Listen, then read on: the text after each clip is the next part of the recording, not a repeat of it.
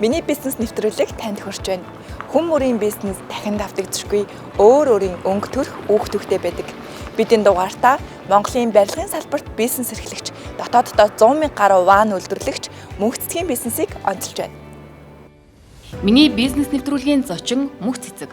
Монгол Улсын их сургуулийн сэтгүүл зүүн ангийг сэтгүүлч мэргэжлэр 2001 онд төгссөн. Соёл эрдэмтэд сургууль болон сэтгүүлч коллежид сэтгүүл зүүн багшаар Аптаун сэтгүүлд редактораар тус ажиллаж байсан. Түүний хувьд гэр бүлийн хамтын санаачлагаар дотооддоо ван үйлдвэрлэх санаа гарган Монгол ван брендийг үүсгэн байгуулснаар 2012 оноос хойш тасралтгүй барилгын салбарт ажиллаж байна. Ягаад би 12 жил ажилласан мөртлөө одоо өнөөдрийг хүртэл би үндэсний стандартаа батлуулж чадаагүй явж байна. Дандаа гадаадын стандарт дагаж мөрдөхөөр ажиллаад байна. Би стандартаа боловсруулж мэдэхгүй байгаа байхгүй юу? Оюуны өмч төр том үйлдвэрүүд гэхээс үс жижиг үйлдвэрүүд тэр болгон бүтээгдэхүүн үйлчилгээнд дээрээ оюуны өмчийнхөө тэр гэрчилгээ патент тэр зөвшөөрөл болгоныг авч чаддаггүй тусгай зөвшөөрлүүд гэсэн том асуудал. Тэр болгон дээр биднэрт барилгын материалын инженер ч юм уу одоо стандартыг ингэж боловсруулдгийг энэ төргээд ингэ зөвлөө тусалчих ийм хүмүүсийг ерөөсөө байдаггүй. Ер нь Монгол чулуугаар ван хий гэдэг санаа бол хэр багийн хүнд одоо олдохгүй болоо. Тэгээд та яг энэ санаагаа анх хизээ яагаад одоо хийх болов? Энэ ер нь бол нөгөө шинэ санаа гаргаж ирж яхасаа илүү би тэр бодит өөрсдийнхөө ажил амьдрал дээр суралцсан туршлагаа энд хэрэгжүүлсэн тий. Монгол залуучууд нөгөө 2000 он Солонгос улс руу айгүйх гэрээт ажилтнаар явж ажиллаж байсан. Тэгэхэд манай гэр бүлийн гэрээт ажилтнаар яваад одоо нөгөө АЦО-ДВ гэдэг юм уу те яг Солонгост ванны үйлдвэрт 4 жил ажилласан. 3 жилээр ажиллаад 1 жил сунж ажиллаад тэгээд эргээд ирэхэд нь 2011 он болж исэн. Монголд яг нөгөө орон сууцны барилга маш ихээр баригдчихсэн үе байсан. Тэгсэн мөртлөө 100% барилгад орж байгаа материалууд бүгд жижиг хадаас гэхгүй те ганц уут шохой гэхгүй бүгд л импортоор орж ирж исэн учраас хуйлаа. За Монголдо юу хийж чадхаар байна? Нэгэнт практик дээр сурцсан юм чинь вана ер нь Монголд хийе орон сууц зах зээл нь хангалттай баригдаж байна гэж үзээд тэгээ компани байгуулсан байж байгаа. Импортын одоо бүрэн хараат ийм зах зээлд анх орсон гэдэг. Тэр үед дөнгөж бүтээгдэхүүнийг хийчээд байж хахад хэрэглэгч мөн барилгын компаниуд танахыг яаж хүлээж авч байсан бэ? Манай монголчууд ерөөсөө 100% худалдааны эдийн засагтаа одоо худалдаж авдаг те бараа бүтээгдэхүүн бэлэн бүтээгдэхүүн худалдаж авдаг эдийн засагтаа болохоор тэрөө бүр их гайхаад идэгээ. Монголдо ван хийн гэж юу? Ямар ван нөгөө усанд ордог ван гэд нэмж ирээ тайлбарлана. Тэр ямар сони юм бэ? Яаж хийдэ? Юугаар хийдэ гэд гайхаад идэг тий. Гэтэл эн чинь бол ерөөсөө л үйлдвэрлэл хөгжсөн улсад бол ингээл нэг бид нар өдөр болгон өөрсдөө идэх хоолыг хийж иддэг шиг л энгийн нэг нь л үйлдвэрлэл хөгжсөн улсад бол энгийн нэгэн бүтээгдэхүүн шүү дээ тий. Ер нь бол хүмүүс их гайхаад идэг. Тэгэхээр одоо манайд ерөнхийдөө үйлдвэрлэл бас бүрэн 100% хөгжсөн гэж хэлэхэд хэцүү. Хөгжгөөл яваад байгаа нэг хөгжлийн 10 гаруй жил тий жижиг дунд үйлдвэрлэлүүд хөгжиж байна. Гэхдээ яг тэгж олон хүмүүс ингээд манайд ийм гоё бүтээгдэхүүнд хийдэг болсон шүүгээд бүх салбарт бол хөгжиж чадахгүй шүү дээ. Одоо ноос ноолоор хувцас тий тэгээд гоо сайхны бүтээгдэхүүнүүд рүү ингээд нэлээд эрчимтэй тэлж байгаа боловч яг одоо барилгын материал энэ төр тал руу бас л хэцүү хэвээрэл байгаа. 13 жилийн өмнө Монгол ваныг эхлүүлэхэд өөр ван үйлдвэрлэгч байгаагүй. Тэгэхээр тэр үед та бүхэн ингээд одоо энэ салбарын үүх түүхийг шинээр ингээд бичиж эхэлсэн байна. Тэгээд хэр их алдав? Алдаа маш их байсан. Одоо ч байгаа тий.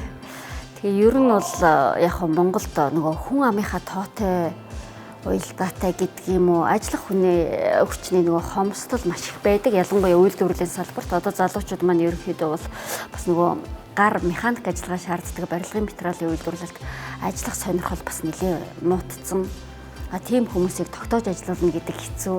Нэг ажилтан ороод гарах хооронд тэр хүнд нөгөө тухайн үйлдвэрлэлийн процессыг зааж эзэмшүүлж тэр сурсан туршлагаа ур чадвар болтол хөгжүүлж бүтээгдэхүүн чанартай бөгөөд бүтээгдэхүүний дараагийн хөгжлийг асуудал яригддаг тийм бүтээгдэхүүн хөгжүүлэлтийн асуудал яригддаг.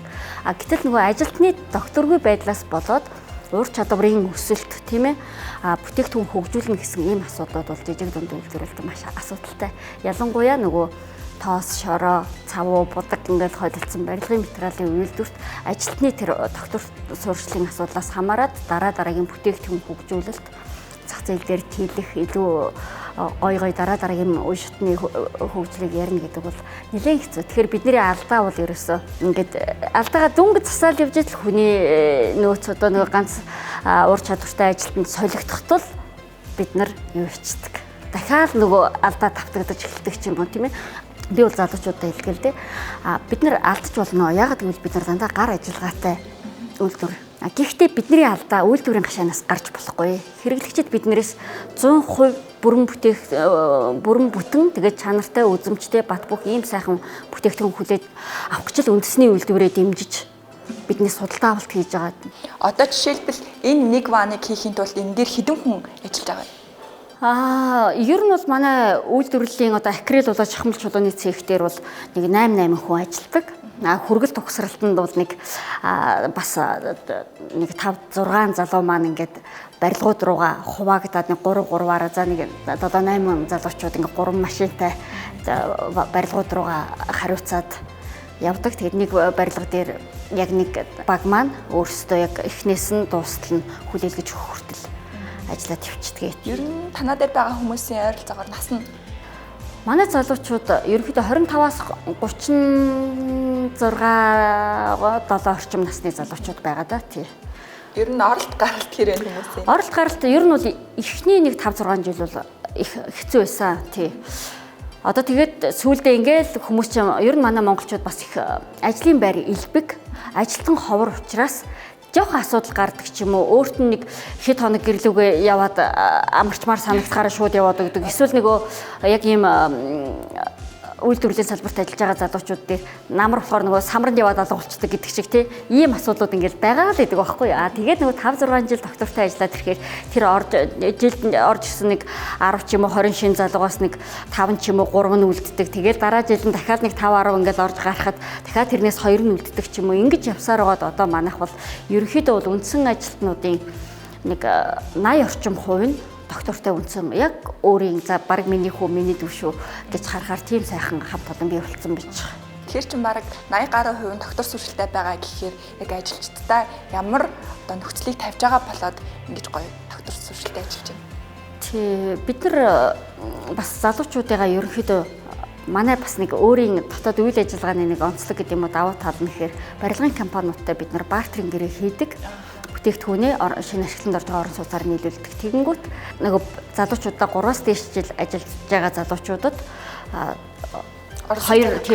хоёр өрөө орон сууцны урьдчилгааг нь байгууллагаас гаргаж өгөөд тэгээд үлдсэн хувь дээр нь хүүгүү юугүй тэгээд нөгөө зах зээл дээр борлуулагдах үнээр нь биш бартер хийсэн хамгийн хямдралтай нөхцөлтэй юугаар нь цувуу төлөх тийм графиктэй явцдаг. Болохоор нөгөө залуучууд ч одоо зээлэнд орохын тулд хүсэлтээ өгөөд тэр шалгуурыг харахын тулд нийгмийн даатгалаад хэдэн жил төлсөн байх хэрэгтэй. Цалингийн хэмжээнд тэгж төлөгдсөн байх хэрэгтэй. Тэгээ хуйлаа ажил хийж тэгвэл нэг хүн ажил хийдэг байгаад бас давж чадахгүй байна. Тэгтэл залуу гэр бүл чинь нэг нь хүүхдээ төрүүлдэг эхнэр нь тийм ингээ гэртээ суудаг. Тэгэхээр ганцхан хүний цалин орлого хүрэлцэхгүй байна гэдээ татгалздаг ч юм уу. Ийм олон бэрхшээл саад ер нь бол манай Монголд хувь хүн байранд ороход ч тэр бизнес эрхлэгч тэр зээл гэдэг чинь өөрөө ер нь зээл авах шаардлагагүйгээр нотолж иж зээл авдаг гэдэг чинь ер нь бол үнэн шүү дээ. Тэгэхээр тийм олон нөгөө нэг даваа босго өөрсдийнх нь хувьд бол тодорхой хэмжээний шалгуур давхад хэцүү нөхцлүүдийг нь компани нь хөнгөлөөд өчгөөр бас залуучууд маань доктортой яг зорилготой болтлоод одоо өөрийнхөө эхнэр гэр бүл үр хүүхдээ тухтай амьдрах орчин нөхцөл нь ингээд бүрдээд ирэнгүүт за одоо эндээ доктортой ажиллая гэсэн тийм суурь нь болж өгч байгаа болоо. Гэхдээ урт хугацаанд хүн чанар сэтгэлд гэдэг юм бие биентэйгээ ойлголцож ажиллах гэдэг бол аягүй чухал. Гэхдээ хүнээс хүн чанар гаргаж ийн сэтгэлийг гаргуулж ийн гэд компани бас өгөөжгүй байгаад байвал тэр хүмүүс хэцүү шүү дээ тий. Тэгэхээр айл ал талаасаа дотоод болоод гадаад эрэлт хэрэгцээнд бид нэр ингээд харилцан зохицож чадаад байгаа учраас залуучууд маань бас доктортой ажиллаж байгаа юм л гэж бодож байгаа. За ер нь Монголд барилгын салбар их хөгжиж байна. Тэгээд одоо өдөр болгон шинэ барилга бараг ашиглалтанд орж байна. Тэгээд эдгээр барилгын компаниуд Монгол ваныг хэр сонгож байна? Аль болох боломжийн үнэтэй дээрэс нь хүргэл төгсрөлтийг нь хийгээд өчнө. Тэгээд тээврийг нь одоо урдаас авлаа хийт чинь энэ ирээн замын үд хүртэл нэг ачуулан дахиад наашаа ачин тээвэрлэн ирснийхэн дараа барилга руугаа зөөж оруулна, угсар нь холбоно гэл ингээд зөндөх ажлууд барилгын компаниуд маань байдаг л да. Тэгээд нөгөө тээвэрлэгдэх явцад хаарах эвдрэхтэй гэмтэх эрсдлүүд зөндөө байдаг. Тэгээд тэр бүх эрсдлүүдийг нь багасгаад дээрэс нь засвар үйлчилгээтэй эргэх холбоотой ийм байдлаар давуу байдлыг санал болгож харилцдаг л да. Тэгээд төлбөрийн уян хатан нөхцөл те бартерын нөхцөлийг нь сонсно. Бэлэн төлөлтөн дээр хувааж төлөх нөхцөлтэйг л аль болох дотоодынхоо зах зээлийг хувь айлчиг гэхгүй харилцагч компани гэхгүй аль алинтай л ингээл зохицож ажиллах гэж хичээдэг. Тэгээд ер нь бол манайхыг стандарт орон сууц буюу одоо нөгөө дундаж үнэтэй орон сууцнууд бол маш их сонгодог орон сууцны компаниуд. Тэгээ энэ жилээс бол одоо ингээд 25 оны 1 сараас бид нэр Европ стандартын акрилаар шинэ одоо сүүлийн 10 жил вааны зах зээл дээр бас голж орж ирж байгаа улам хөгжөө сайжирч байгаа энэ технологийн вааныг үйлдвэрлэж эхэлж байгаа. Тэгээд энэ үйлдвэрлэлийнхаа бүтээгдэхүүнийг бол одоо өөрөөр хэлбэл дотоодынхоо үйлдвэрээс биш гадны дэлхийн брэнд гэдэг байгаа брэндүүдээс вааны сонголтоо хийгээд байгаа тансаг зэрэглэлийн орон сууц барьж байгаа компаниудад санал болгоё гэсэн үүднээс оруулж ирсэн технологи гэж байна. Танай гэр бүлийн гишүүн Солонгост одоо сурсан мэдснээ эндээ ашиглаад Монголд ваан үйлдвэрлэсэн. Тэгээд тэнд ажиллаж байх технологи одоо эндээ Монголд хийж байгаа технологи нь өөр байна уу? Монголын одоо түүхийдийг ашиглаж гин үү?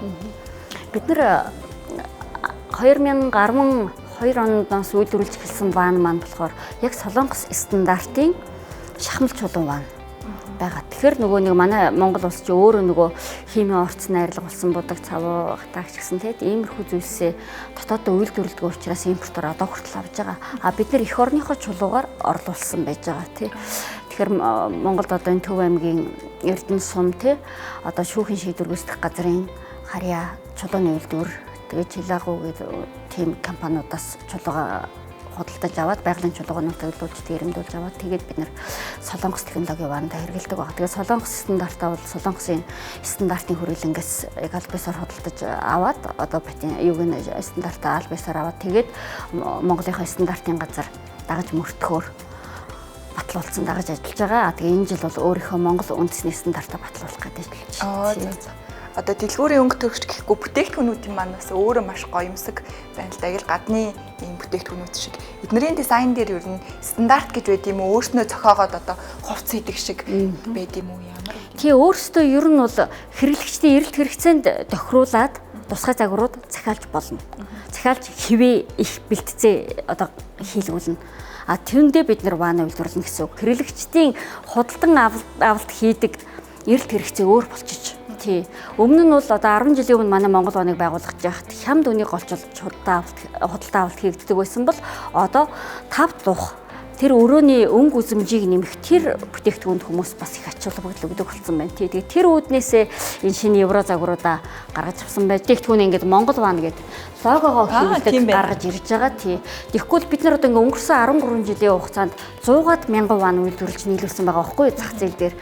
За тэгэнгүүт тэр бэлэн болсон барилгад айлууд нөгөө шинэ орон сууцсандаа явал орчдөг. Манайх нэр лого байхгүй учраас хаанхын ямар ваанд орж байгаа монголчууд маань анзаардаггүй мэддэггүй. Тэгэхээр нэгэнт дотоодоо үйлдвэрлэж байгаа юм чинь алдаа байвал шүүмжлээдэг тэрийгээ бид нар засаад явъя. Бид нар нэгэнт үйлдвэрлэлээ доктортой авч явна гэж зорж байгаа учраас гэхдээ гол нь алдаа оноотой ч гэсэн бид нар энэ Монголд хийдэм биш те гэсэн мэдээлэл хүн болгонд манай ван тавигдсан байр болгонд байгаасаа гэдэг үүднээсээ энэ жил бас нэг зорилго болгож бүтээгдэхүүний логотой болгож гаргасан байна.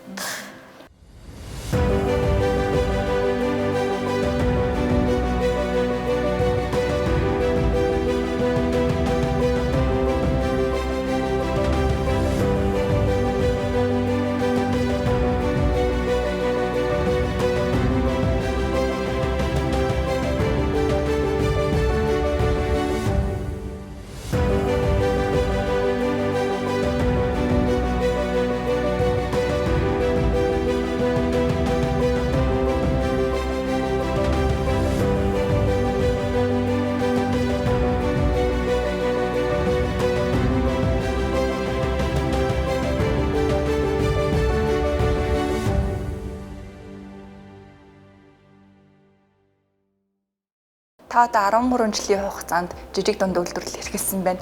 Энэ хугацаанд танд тулгарсан одоо асуудал, бэрхшээл юу вэ? Хамгийн хэцүү зүйлс нь таны хувьд? Яг нь ер нь бол нэгэн тал өөрсдөө хийнэгээ санаандаа эхнээсээ нэг ван нийч хийвгүй те нэг ван хийгч материалгүй тоногт хөрөмжөөч оруулж ирч чадаагүй байхтал төсөөлж чадаад эхлүүлээд энэ хүртэл явцсан болохоор Мэдээж асуудал бол байнга тулгардаг. Ямар ч юм хийж байгаа хүмүүс бүгд мэдж байгаа тий. Асуудалгүй ажил ерөөсөө байхгүй. Тэгэхээр одоо нэг л зориглоод эхлүүлсэн болохоор нөгөө ухарч чаддаггүй, бууж өгч чаддаггүй гэдэг юм уу. Тэгэл за шийдэл явахгүй л бол одоо энэ болохгүй байна гэж нэгдэх дээр нь ундлаа, тэрийгээ даваад гарлаа, 2 3 дахь дээр ундлаа, за 10 дахь дээр за болио гэж нөгөө чаддаггүй. Тэгэл одоо болсон ч болоогүй ч уйлахтай уйлал тэгэл шийдэхдээ шийдийгээл одоо сүүлдээ бол яг одоо ингээд нөгөө чаддаг хүмүүсээр нь ажлыг нь хийх бол бас их зөв хөлбөр юм байна гэдээ явж байгаа. Тэгэхээр миний хувьд бол гэхдээ хамгийн хэцүү зүйл бол яг хувьд өөрт болоод компанид дотоод асуудлыг ингээд одоо нөгөө өстой уйлахтай уйлд юм уу те ингээд зөвлөгөө авах хүмүүсээс зөвлөгөө авд юм ингээд шийдэд яваад болоод байгаа байхгүй юу? Гэтэл дахиад өөр нэг гадаад хүчин зүйл нөлөөлөд байгаа нь жижиг дунд үйлдвэрлэлийг ялангуяа байгуулж байгаа хүмүүс бол ихэнх нь практик туршлага дээр буюу одоо бид тэр шиг сураад тэрийг хийгээд эхлүүлсэн хүмүүс байдаг. Тэр хүнд одоо яг миний сайн ярьсан шиг санхүүгийн зөвлөх үйлчилгээ, хуулийн зөвлөх үйлчилгээ, маркетингийн мэрэгжлийн баг гэд бүгд бүрдэх ямар ч боломж бодит амьдрал дээр үнэхээр байдгүй бүгдийн төгс бүрдүүлэх. Тэгэхээр миний бодлоор бол ингээд одоо улсын бүртгэлийн гэрчилгээгээ авахаас өгсүүлэл энд нэг ийм чиглэлээр ийм компани байгуулагдаж байгаа юм байна. Тэр мэдээлэл одоо бид нар чинь нэг захим юунд орж ийнө л гэдэг байгаа шүү дээ. Тэрүүгээр мэдээлэл нь тодорхой байгууллагуудаа одоо төрийн байгууллагууд ч гэдэг юм холбогдох газараа очивол зөвлөн туслах үйлчилгээ гэдэг юмыг л цогцоор нь өгдөг тийм одоо төрн хийж чадахгүй байгаа бол төрийн бус байгууллага байвал их зүгээр юм байна да гэж би бодож байгаа. За тэр хүүгүй зээл мэйл гадаадынхан шиг тий үнэхээр 3 жил 5 жил доктортой үйл ажиллагаа явуулаад бүтээгдэхүүнээ зах зээл дээр гаргаж чадах юм бол тэр зээлээ буцааж авдаггүй мавдаггүй эсвэл хүүгүй тэдэн жилийн дараа эргэн төлөлтөө энэ гээд тийм гоё юм хэрэггүй. Бид нэр хийж чадна. Зүгээр л яг тухайн бүтээгдэхүүнийг гаргахын тулд яг хууль дүрмтэй гэж бид нэр бүрэн танилцаж мэдгүй явчих шүү дээ. Тэгжээтэл гинтхэн татвар гинтэн бөөн торгуул бөөн асуудал бөөн хяналт шалгалт гээл орж ирдэг тий. Бас хэцүү шүү дээ. Дүнгэж байгуулагдангуудаа хүн болгоныг тухайн салбарын хүмүүсийг хөлслөөд төлбөр мөнгөний төлөөд ингээд ажлуудаа зохион байгуулад явна гэдэг чинь бас айгүй хэцүү. Та түрүү хэлжсэн манай Монгол он бол ашгийг арай бага хардаг гэж тий. Гэхдээ ингээд төр цэцгээс одоо саяхан усны үн нэмэгдлээ, тог цахилгаан нэмэгдлээ. Тэгээ энэ болгон дээр яг ингээд бүтээгдэхүүнд яахааргүй үн дээр өөрчлөлт орох шаардлагатай болж байна. Таны хувьд ер нь танай компани яаж даван тулж байна? Тий, ер нь бол альва бизнес эрхэлж байгаа хүн бол хуулийн мэдлэг сайтай байх хэрэгтэй юм байна. Шинжлэж байгаа хууль болгоныг бас тодорхой хэмжээнд үндсэн ойлголтыг авч ээж үйл ажиллагаанд нийцүүлж ажиллах зөв юм байна гэж би бодож байгаа. Бидний дээр угаасаа төр байх нь тодорхой төрт нийгэмд амьдарч байгаа юм чинь төрийн гаргаж байгаа шийдвэр алдаатай байна, оноотой байна, энэ буруу байна гэж мянга тэрсэлж дэлчилж хөвтөөд бид нэр яач чадахгүй шүү дээ тий. Тэгэхээр одоо нэгэнт яг хөө биднэрт үнэхэрийн эрсдэлтэй хэцүү байгаа боловч одоо тодорхой хугацаанд 1 юм уу 2 жилд бид нар үнэндээ тодорхой хэмжээний баг боловч өөрчлөлт хийдэг. Тэр нь одоо нэг хил гайлын татвар эсвэл түүхийн эдийн үнэ өөрчлөгдөхөд энэ жилийн бидний үнийн өсөлт бол ерөөсөө энэ татварын хувьдыг шингээх тийм үгээр сая 25 оны 1 сард бид нар үнэ тооцож өөрчилж эхэлж байна. Тэгэхгүй бол одоо бас яг хуучин үнээрээ борлуулаад явхад бүтээгдэхүүний үнийн тогтвортой байдалд хүртэл энэ ч одоо нөлөөлж ийн л гэсэн үг л дээ. Таны хувьд ер нь 13 жилийн хугацаанд төр засгаас эсвэл ямар нэгэн олон улсын байгууллагаас зээл авч ирсэн үү? Авалгүй яах вэ? Тий, ерөнхийдөө дандаа л зээлээр л үйл ажиллагаагаа өргөтгөж эргэлтийн өрөнгөө татаж ингэж л явж байгаа л да. Ерөөсөө Солонгост ажиллаж байгаа тэрсэн хүмүүс юутай ирэхв нэг байртай л ирдэ штэ. Тэгэл байраа эргүүлж зараал тоног төхөөрөмжөө татаал ер нь бол нэг байрандаа ингээд 10 жил 20 жил 30 жил суухгүй энийгээ 10 жил 20 жилийн тогтмол эргэлдэх тийм бүтээгдэхүүн үйлчилгээ болгоё гэж зорж эхэлж байгаа юм чинь. Тэгэхээр зээл авж исэн олон улсынх гэвэл JICA-гаас 1-2 дугаар шатны зээлийг авч туслалцсан авч исэн. JICA-ийн хувьд жилийн 6-8% хувьтай байдаг нь банкны зээлийн хажууд бол маш бага гэж тооцогдож байгаа шүү дээ. За жижиг дунд үйлдвэрийн зээлүүд жилийн 3% хүүтэйгэл зарлагддаг. Гэхдээ жинхнэрээ үйлдвэрлэж, жинхнэрээ өртөг тооцоол, материал таталтын тооцоо, зах зээл дээр зах зээлийн багтаамж ингээ бүх юмаа би өөрөө бүх юмдаа ажиллаж байгаа хүн бүх тооцоолоо өөрөө төслөө хүнээр бичүүлээгүй шүү дээ. Бодит амьдрал дээрх туршлага дээр үндэслээд өгөхөд би одоо энэ акрил ванны тоног төхөөрөмжийг оруулж ирья гэд би 16 17 онд бичээд 2-3 удаа жижиг дунд руу өгөөд унжсэн. Яасан гэхээр нийгмийн даатгалын тайлангаа авсаргаагүй. Гэхдээ тэр төслийг өгөхийн тулд хамгийн түрүү нийгмийн даатгалын газраас тодорхойлт авсан байх ийм авсаргасан байх гэд тэрийг хангаснууд нь төслөө өгчихсэн. Тэрийг хангаад орсон газараас би унсан шалтгаанаа заавал сонсомоор байна гэд залгаад албан бичгээр би хариугаа авмаар байна гэхээр нийгмийн даатгалын тайлан авсаргав. Ийм сонин юмгээд би 16 17 оноос хойш энэ оруулж ирсэн технологи оруулж чадахгүй байсаар байгаа. Тэгээд одоо сүүлдээ цаг нь бүрдээд өөрсдөө ингээ оруулж ирчээд явж байгаа тий. Монголын жижиг дунд үйлдвэрлэл яг иймэрхүү шалтгаан тавиад танд өгөөгүй бол JICA яг яаж та яаж холбогдож одоо санхүүжилт авсан бэ? Манайх жижиг дундаас унаал тэгээд 2 жил яваад яг сүүлд нь 3 дахь жил дээр нь зээлийн эргэн төлөлтөөс авах уу гэд холбогдсон л доо 18 онд тий. Тэгээд тэндээс нь бол авсан. Гэхдээ бас мэдээж жижиг дунд үйлдвэрүүдэд байдаг барьцаа хөрөнгийн хэмжээ хүрэхгүй байна гэдэг утгаар би барьцаа хөрөнгө хангалттай 100% хүсэж байгаа зээлэндээ таарах дүнтэй барьцаа хөрөнгөтэй бол тэрийг тэндээс зээл авах шаардлагагүй барьцаа хөрөнгөө зараад тэр мөнгөөрөө эргэлт өргөдөг шүү дээ. Ийм аягүй сонин бүтцтэй. Тэгээд зээлийн батлан даалтын сан руу явахаар тэр нь огт худлаа. Би бас жижиг дунд руу явал унах болгондоо зээлийн батлан даалт дээр зөндөө явжсэн. Манай нөгөө төрийн бус байгууллагууд нэг талаасаа хууль тогтоомж үйл ажиллагаа нь дэмжих гээд байгаа юм шиг ингээд юм яриад хийгээд боловсруулад бөөн ажил бөөн тэр сонгуулийн 4 жил аваад байдаг бол хоорондоо ямар ч уялдаа холбоо байдаггүй. Би 12 онд байгуулснаас хойш ер нь 17 8 он хүртэл айгүйх явсан дөө. Тий. Тэгээд сүүлдээ за зүгээр өөрсдөө л найдаж явсан дээр юм байна гэд орхиод явсан. JICA-гийн үед бол нөгөө харилцдаг байсан банкны салбарын маань эдийн засгийн анх санал болгож байсан. Тийм ингээд манай банкар дамжаад ингээд JICA-гийн юу явж байгаа гэд тэгээд төслөө өгөөд хамрагдаад явчихсан. Тэгээд JICA маань бас эхний шатны зээлээ маш үр дүнтэй ягаад яг бодитоор хэрэгжүүлсэн учраас гээд өөрсдөө 2 дахь шатны зээл ингэж гарч байгаа танах дахиад оролцох уу гэд. Төрөөс бол нэг удаа зээл авсан. Тэр нь бол барилгын үнийг барилгын материалын үнийг тогтворжуулах гээд 2013 14 онд барилга хот байгуулалтын яам гэж байхад олгож исэн. Тэгээд тэрнээс хойш ингээ манайх тэгэхэд нэг 150 сая төгрөгийн ер нь манай хамгийн анхны зээл байсан.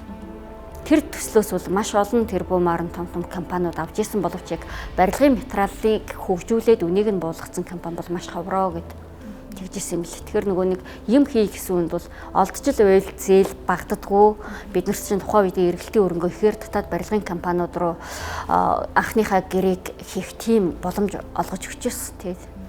Тэгэхээр яг ингээд эзэндээ яаж чадвал бид нар чинь заавал хэдэн тэрбумын зээл хэрэггүй л байхгүй. 150 сая тухайн үедээ хамгийн бага зээлдэг чинь дөнгөр зээлсэн байсан ч гэсэн бид нарыг одоо ингээ 13 жил ажиллаа үргэлжлүүлэхэд хамгийн ихний эргэлтийн өрөнгийг маань тэндээс босгож гаргаж иржсэн да. Өөр үйлдвэрлэгч байгаагүй. Одоо ч гэсэн танахаас өөр маань үйлдвэрлэгч байхгүй. Энэ үнэн үү? Тий, яг улсын бүртгэлийн газар болоод стандарт дээр ингээд яг өөрийнхөө бүтээгдэхүүний стандартыг батлуулъя. Оюуны өмчийн газар одоо бид нар бас шахмал чулуун дээр шинэ бүтээгдэхүүний гэрчлэгийн дээр авчлаа л да. Ингээд яхаар ер нь яг хууль ёс орол бүртгэлтэй газар байхгүй 16 17 онд төмөн үйлзэвлүүнийг хунцар ван хийж байгаа залуучууд гарч ирээд бид нэр өөдөөдөөс барилгын материалын үзэсгэлэн дээр бас оролцож ирсэн. Тэгээ бид тэр залуучуудад хэлжсэн. Амжилт хүсье аа.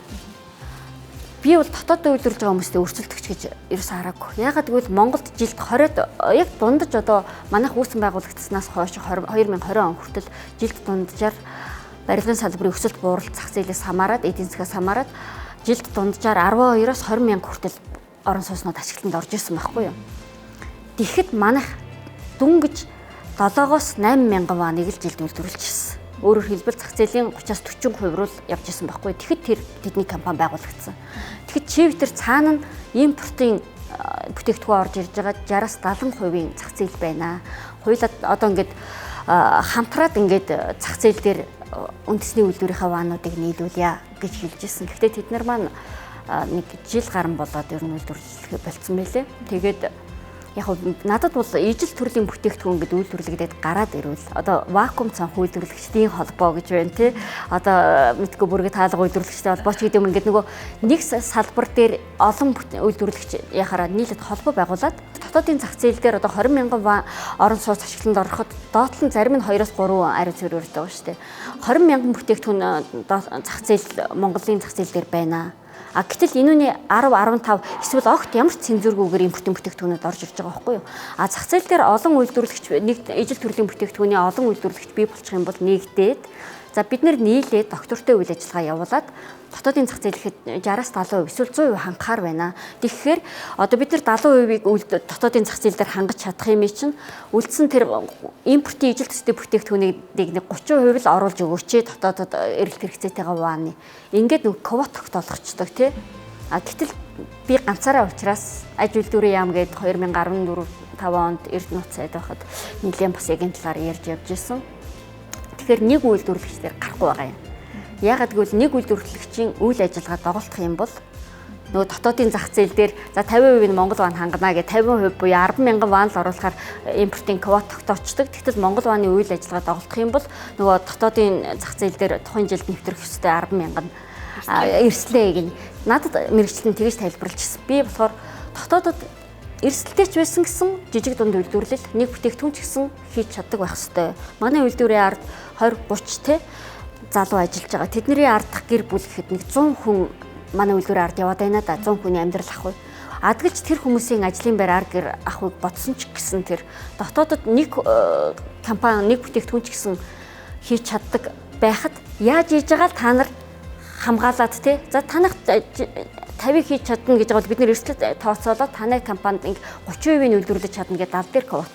Тэг ингийн ийм бодлого ядаж бариасаа гэж их найдаж явсан. Тэгээд сүүлдээ төр засаг тэр хөнгөлтэй зээлийн хүнд ер нь итгэхээ болоод өөрөө өөртөө л итгэе гэдэг тийм л зарчим руу орсон явж байгаа шүү. Ер нь танахаас өөр яагаад ийм ван үйлдвэрлэгч нар гарч ирэхгүй байна таны бодлоор?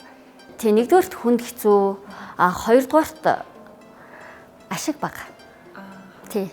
Миний хувьд бол нөгөө төр үүсэн байгуулахаасаа эхлээд дотоодын худалдан авагчдад би тансаг зэрэглэлийн өндөр үнэтэй импортыг манайх ийм гоё юм, ийм чанартай юм оруулж ирж байгаа мэт чин гэдгээрээ хит хит нуглаад тавих биш. Дотоодын зах зээлийн хүмүүсийн амьдрал амжиргааны өртөг ямар байгааг мах цуснда сэтгэл зүрхээрээ гэдэг юм уу те нэгт ойлгож мэдэрч байгаа энэ зах зээл дундаа амьдарч байгаа, ажиллаж байгаа ийм хүн учраас ашгийг би яг ингэж нугалж ашиг олох хэрэгтэй гэдэг ч юм уу. Тэгж тавьдаггүй. Яг нөгөө хүмүүсийг манайх хэвийн ажиллаад хүмүүст бас юутай тэр үүднээсээ ядаг. Хэрвээ манайх шиг дотоодоо үйлдвэрлээд ашгийг 50% ч юм уу өөрсдөө өндөр ашигтай ажиллана гэж тооцвол нэлээд хэцүү. Тийм учраас бас орж ирэхгүй байгаа бох гэж бодож байгаа тий. Одоо үед чинь ингээд брэндүүд зүгээр нэг бүтээгдэхүүн хийгээд зарах биш тухайн бүтээгдэхүүнээрээ дамжуулж хүмүүст ямар нэгэн утга агуулга ойлгуулахыг зорддог болсон байна. Ер нь Монгол ваны философи нь юу юм бэ? Тэгэхээр миний хувьд бол манай гэр бүлийн өмбөтөрийн хувьд бол ярьж байгаа юм нь бол бид нар дотоод дэж гэн бид нар удаан тогтсон манайх сайн гэд ерөөсөө ингэж өндөр нэмэгч хэрэглэгчээ хайрлна гэдгийг яаж байгаа. Тэр нь нэгдүгürt үнийн бодлого дээр, хоёрдугаарт хийж байгаа бүтээгдэхүүн чанартай байх хэрэгтэй. Одоо зарим урдаас орж ирж бүтээгдэхүүн хурдан хэмхрээд яах тусмаа дахин худалдан авалт хийгдэн гэсэн концепттэй бизнес хүртэл зөндөө байгаа шүү дээ. Тэгэхээр хэрэглэгчээ хайрлна гэдэг бол нэгдүгürt үнийн бодлого, хоёрдугаарт чанартай бүтээгдэхүүнээр. Одоо гурав дахь зүйлийг нэвх гэж хичээж байгаа. Тэр нь үйлчилгээний ажилтнуудынхаа найрсаг, шуурхай тий одоо тэр нөгөө харилцаа үйлчилгээг бас нэмэгдүүлж оруулж ирэх шаардлагатай болчиход байж байгаа тий. Маш олон гадны импортын ванууд байна. Дэлхийн алдартай брэндүүд ч гэсэндээ аль бие усаар ингээд ороод ирж байна. Монгол ван тэдгээр импортын бүтээгдэхүүнүүдээс юугаар ялгаатай байна? Манайх юугаараа ялгаатай вэ гэхээр үнээр ялгаатай байна. Одоо жишээ нь импортоор орж ирж байгаа бүтээгдэхүүнүүд нэгэнт үйлдвэрлэгдсэн бүтээгдэхүүн ч өөрөө юм том овртой байгаа үстэй тий. Нэгж бүтээгдэхүүн болгоноор модон, хайрцаг, савлгаатай орж ирдэг учраас тээврийн одоо зай талбайг нь тооцоолоод үзэхэд тэр орж ирж байгаа том баглаа бодолтой нэгж бүтээгдэхүүн болгон дээр оногдох тээврийн зардал ямар байх. Бид нар түүхий дээр нь оруулж ирж байгаа учраас одоо хил гайл тээвэрлэлтэнд хэмнсэн одоо зардлаа хүмүүстэй нөгөө хямд яг ижилхэн чанартай бүтээгдэхүүнээр магадгүй илүүч байх гэж би бардам хэлэх гээд байгаа юм. Яг гэвэл бид нар түүхийдээ сонгохдоо хамгийн чанартай сайнаас нь сонгож үйлдвэрлэж байгаа учраас илүү сайн чанартай бүтээгдэхүүнийг илүү тэр нөгөө тээвэр гайлын нөгөө том овр хэмжээ татвар шингээгүй хямд үнээр босгоод хэрэглэгчдэд өгж байгаа. Тэгэхээр дэлхийн брэндтэй яг ижилхэн чанартай үзэмжтэй ваныг илүү хямд үнээр авах боломжийг өгж байгаараа акрил ван дээр маань давуу тал нь болчих гэж бодож байна. За манай нэвтрүүлгийн урилгыг хүлээн авсан танд баярлалаа. Тэгээд нэвтрүүлгийн зүгээс Go брэндийн бэлгийг бэлгэлж байна. Ямар гоё юм бэ, баярлалаа. Тэгээ миний бас дотоод үндэсний үйлдвэрлэл эрхэлж байгаа хүмүүс өөрсдөө бас эх орон худалдан авалттай байгаасаа гэж хүсдэг. Тэгээ тэр утгаараа миний хүүхдүүдтэй болоод өөртөө бас ингээд цагаан сараар ингээд зочдтой бэлгэн сонгодог тэр брэнд маань байна. Маш их баярлалаа. Баярлалаа. За баярлалаа.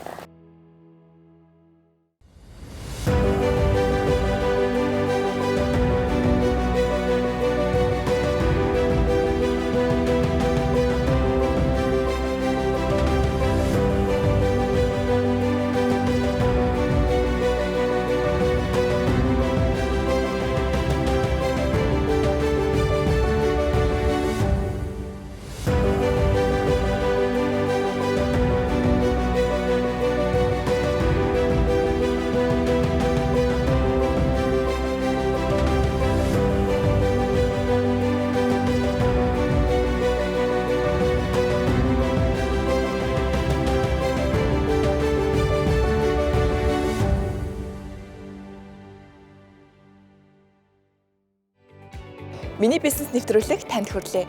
Дараагийн дугаартаа бид Монголын шаазан үйлдвэрлэлийг 25 жилийн дараа сэргээсэн Даш дэлгэрийн бизнесийг онцлогоолно.